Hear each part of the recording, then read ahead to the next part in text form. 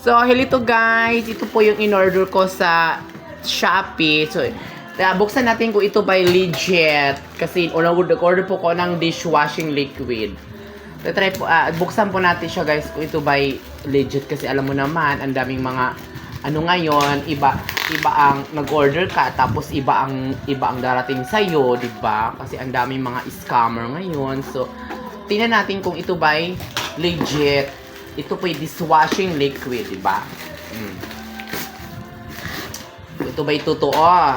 Kasi mahirap na. Baka maya hindi pala siya totoo. Di ba? Kailangan natin, bago natin buksan, kailangan nakabidge siya. Para for in case, pwede natin isauli. So, ngayon, tayo na kung buksan na ba natin kung ito ba yung legit. Oh my God. Grabe ang packaging nila ha. Bonggang-bongga.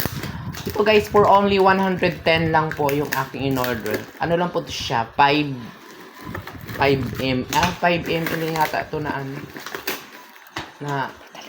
Ay 1 liter na tubig lang ya ito. Kasi maliit lang to siya guys. So ito na. Ayan, ang daming karton ha. Parang binigay sa akin lahat ng karton. Ito lang pala ang laman guys. Ito guys. Yan, negosyong pangmasa. Yung pa, legit pala siya guys, di ba? Oh, thank you so much. Legit pala.